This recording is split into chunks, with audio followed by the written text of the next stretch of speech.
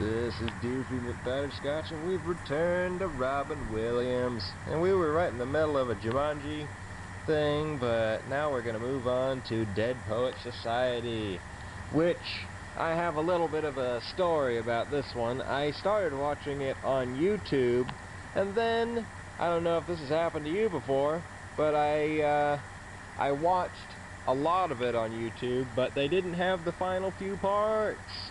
They were not available in my country. It was such a pain in the ass because I got so far into the movie. I got like 2/3 into the movie, and then I had to wait like half a year until I got it from Netflix so I could watch the whole thing. The same thing happened when I was watching MASH, the movie from 1970, except that one was even worse because I got 99% done with the film and I was literally minutes away from the credits.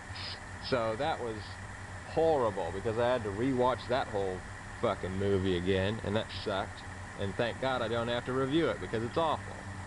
But anyway, Dead Poets Society was certainly not an awful movie, and it was very good. It had a few little bits of comedy from old Robin Williams, but it's mainly a dramatic piece. And it's all about college.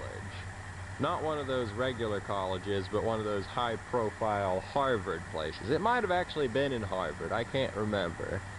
But you had Robin Williams, who taught poetry in one of these classes, and he had a bunch of students who basically learned how to do poetry in Robin Williams' way. He told them to rip out a certain page in a book.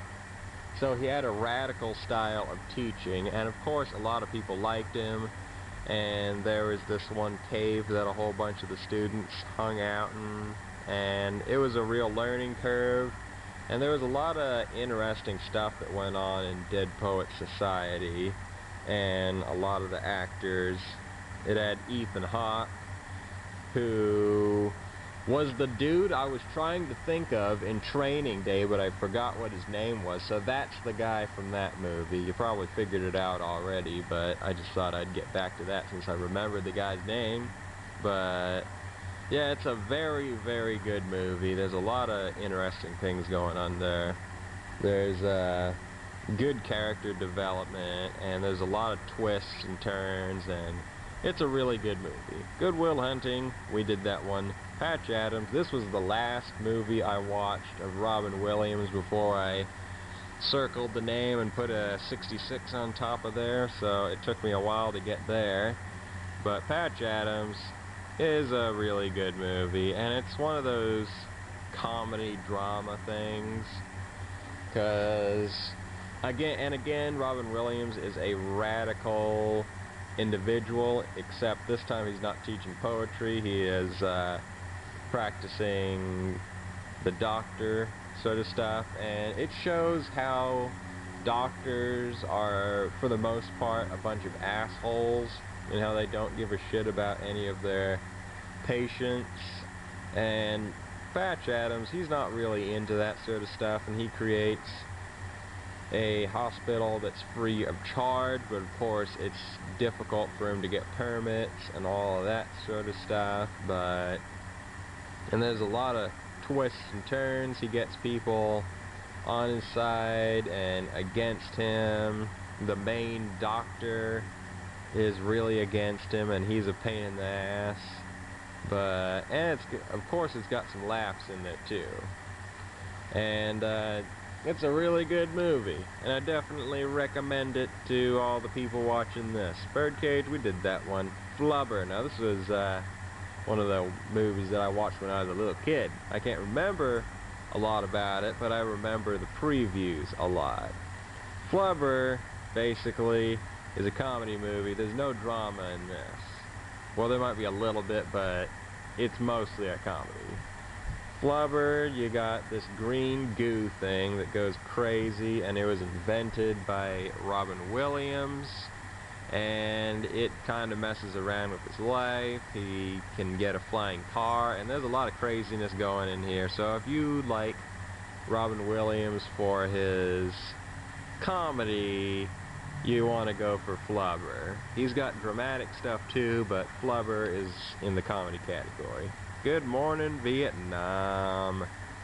Well, of course it's set in Vietnam, the war, and all that stuff, and again, Robin Williams is a radical radio guy who puts out little bits of comedy to entertain the troops, make them feel better about stuff, and it's set in a war, so it's part comedy, part drama. Robin Williams does an awful lot of comedy drama stuff. You'd think he only does comedy, but that's not the case.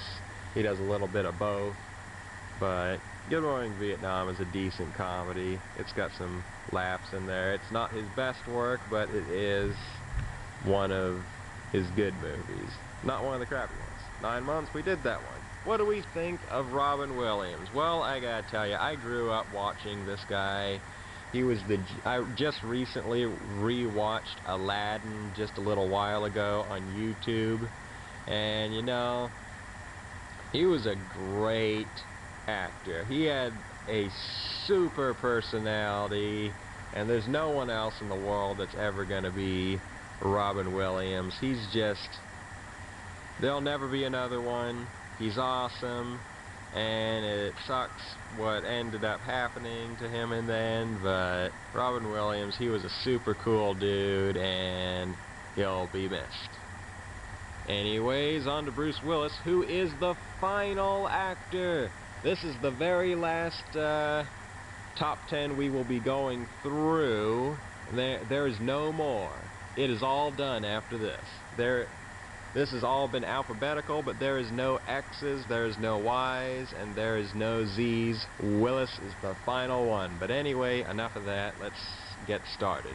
The Sixth Sense is a thriller horror movie with Haley Joel Osment as the cute little kid, and I just recently found out that he is no longer cute looking. He is fat and weird looking, but anyway, that's the future. But in this movie, he says the famous saying, "I see dead people," and Bruce Willis, it's one of those mindfuck movies where you think you know what's going on, and then everything gets flipped upside down. There's a big twist, so I don't want to ruin that. It's a pretty decent movie, and there's not a lot of good thrillers out there, but this is a good classic to go back to. Armageddon, we did that already. Die Hard with a Vengeance, we did that one already. Fifth Element, alright. Haven't done this one, or did we? Nope, we haven't done that one. This is a science fiction movie, and just checking to see if I was confusing this with something else, but Fifth Element is a science fiction movie. It's got the chick from the Resident Evil movies playing a weird role as usual as a scantily clad individual. Gary Oldman is the villain in here, and there's an object that he needs to obtain, and there's a lot of aliens and shit going on, and it's very interesting. There's a lot of stuff going in here, and it's got the black guy from the Jackie Chan movies in there too. Chris Tucker, that's his actual name, but it is a really interesting movie, and it'll keep you on your feet because it's got good special effects and all that stuff. But anyway, we're running out of time, and we'll get back to the final reviews later. See ya.